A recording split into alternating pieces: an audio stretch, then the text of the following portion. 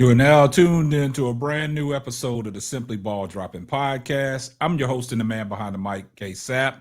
Well, today, man, we got some interesting news coming out of Cleveland, man. This is a developing story. Kay Cabot, she was on 92.3 The Fan this morning with Baskin and Phelps, and she said some things surrounding around Shedeur Sanders, and what does this mean for Dillon Gabriel? We're going to talk about all that here next, right after this.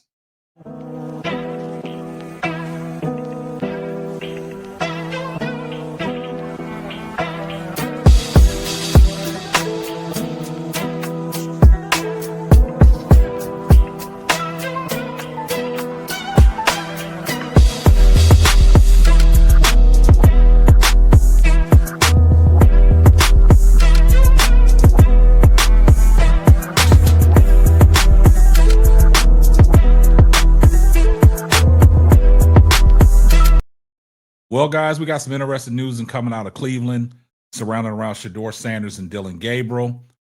This is by way of 92.3 The Fan, Baskin and Phelps radio show this morning, and Kay Cabot, Cleveland Browns insider, was on there, and she said some interesting things that was surrounding around Shedeur Sanders and Dillon Gabriel.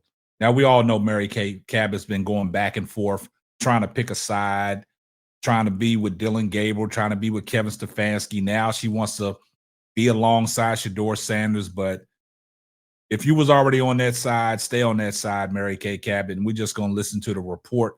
But she did say some interesting things surrounding around Shedeur Sanders and Dillon Gabriel. Now, we know Shedeur Sanders has got 2 NFL starts with the Cleveland Browns this year. He started against the Las Vegas Raiders and also the San Francisco 49ers. He has a record of 1-1. He has 2 touchdown passes in 2 games as a starter and over 409 yards passing. And we saw what Dillon Gabriel brought to the table in his 6.5 games, and that was a sample size. But Kay Cabot, she basically just said that the Cleveland Browns are done with Dillon Gabriel unless Shedeur Sanders goes down with the injury or something like that. She said that Dillon Gabriel probably will not see the field for the rest of the year. Then she also stated that Dillon Gabriel will be back with the team next year, but it's going to be hard pressed for him to get in as the quarterback unless something happens.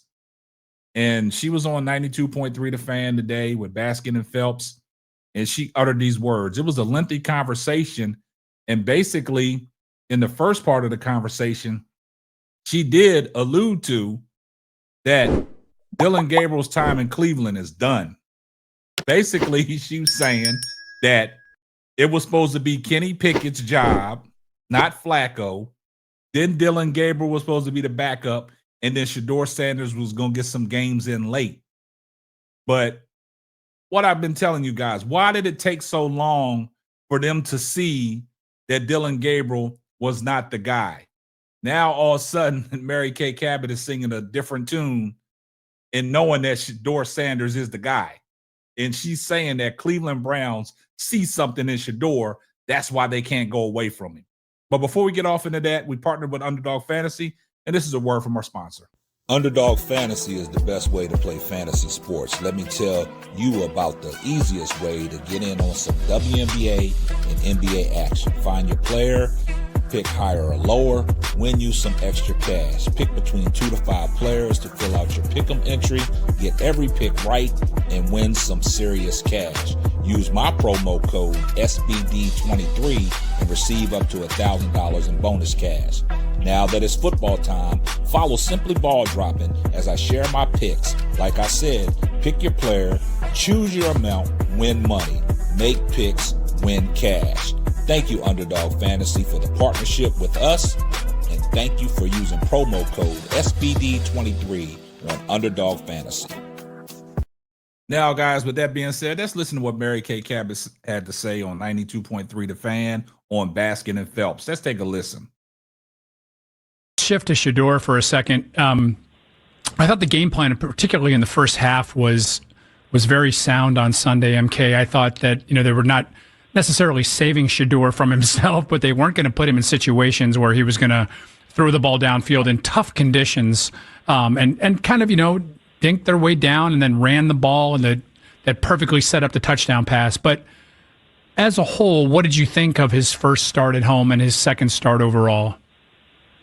Well, I think he's showing some things, and I just posted a column about this and where I think this might be going and what the situation is. I think he's showing some signs that perhaps maybe he actually can be a winning quarterback in the NFL. And the things that I see that make me believe this, and why I think the Browns probably believe this to a certain extent, is the fact that he does sort of have that it factor. He's got a nice, strong arm. He's got the ability to evade the rush. He's showing some things. He's got elite accuracy, a really nice touch on the ball. I think what makes this evaluation difficult is that the offense is horrible.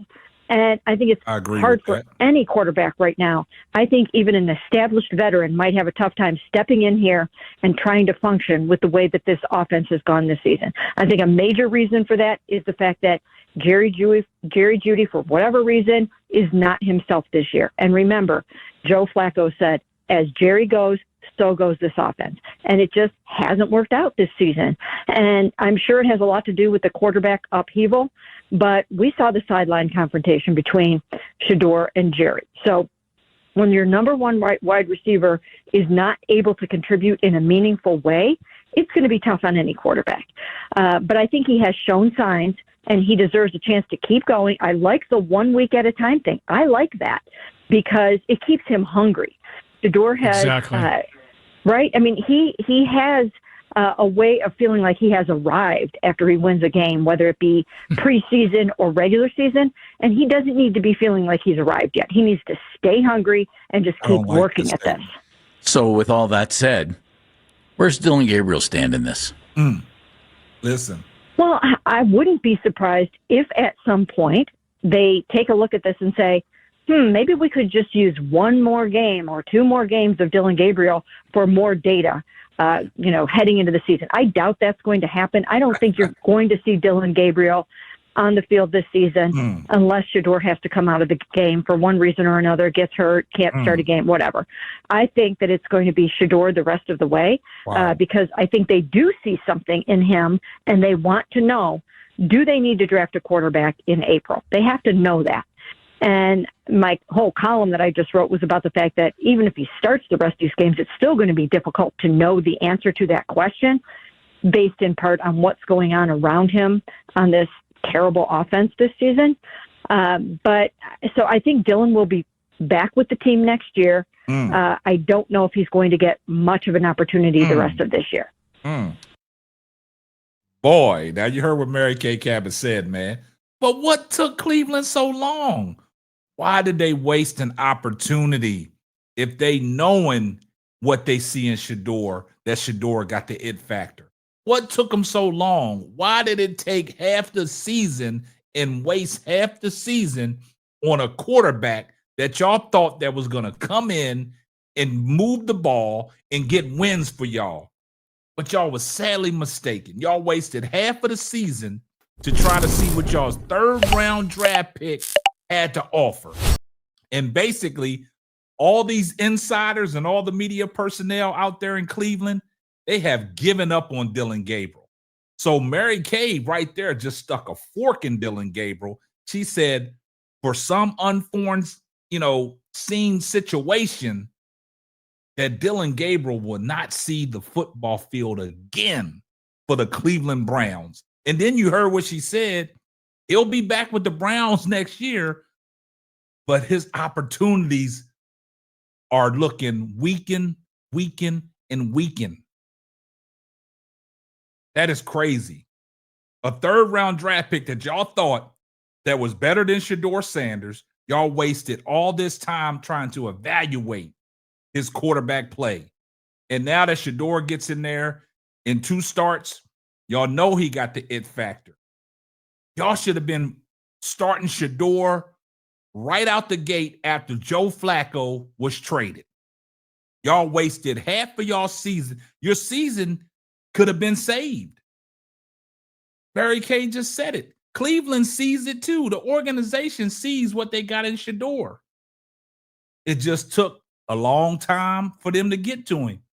But like Shedeur always say, perfect timing. I see everybody in the comment section, #salute. If you're not subscribed to the channel, do me a favor, hit the subscribe button. Turn your post notifications on so you know every time Simply Ball drops another hot banger. Oh, yeah, just in case I forgot. Tell a friend to tell a friend. It might not be for you, but it might be for them. And this is going to wrap up another episode of the Simply Ball Dropping Podcast. I'm your host and the man behind the mic, Kay Cabot. We'll catch you on the next one. Deuces. Thanks for listening to the Simply Ball Dropping Podcast. Be sure to subscribe, like, and share on all major platforms. That's all, folks.